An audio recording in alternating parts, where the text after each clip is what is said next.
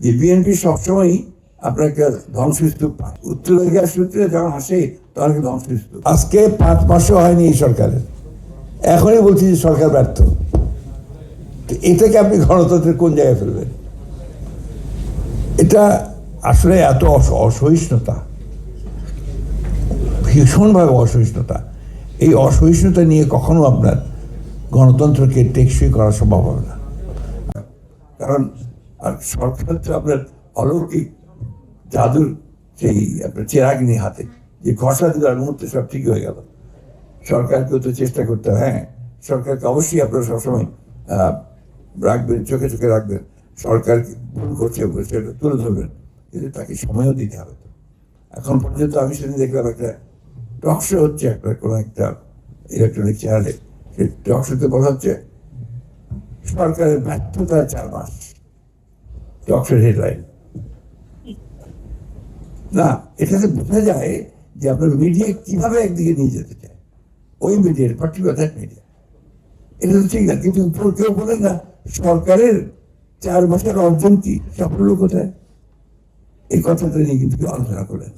আর এই টক শোগুলোতে আলোচনা শুনলে মনে হবে যে এই আপনার মানে সরকার চরম ব্যর্থ, সব সরকারি ধ্বংস হয়ে গেছে, আপনার এখানে কিছু না।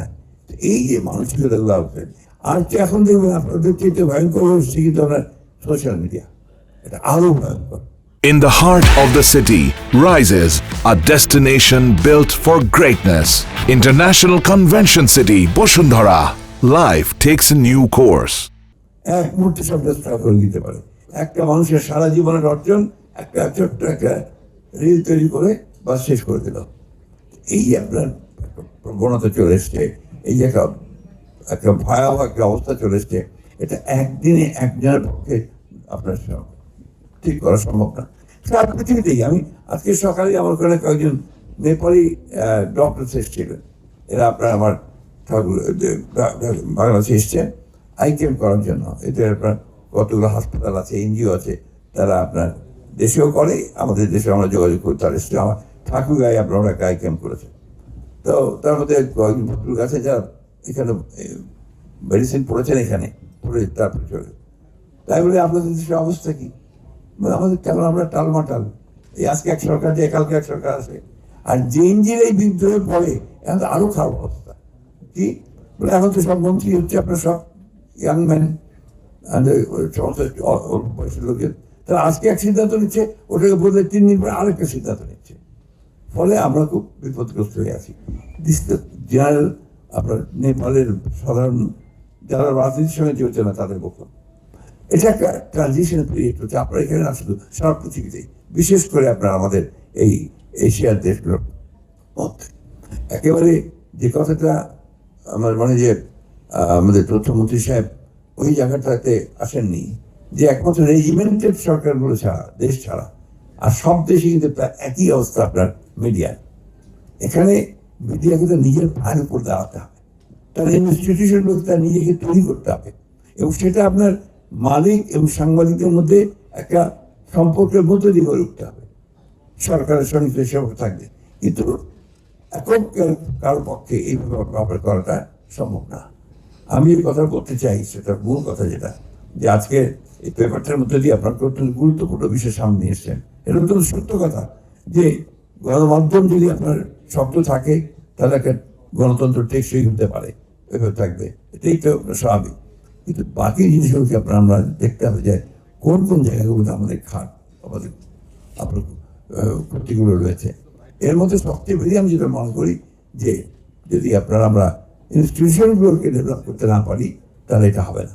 তাই প্রথম কাজ হচ্ছে আমাদের ইনস্টিটিউশনগুলোকে ডেভেলপ করা, যেটা আমাদের তথ্যমন্ত্রী সাহেব বলেছেন যে ইনস্টিটিউশনগুলো ডেভেলপ করার জন্য কতগুলো কাজ আমাদেরকে করতে হবে, সেই কাজগুলো আমরা করতে চাই। খুব কঠিন কাজ।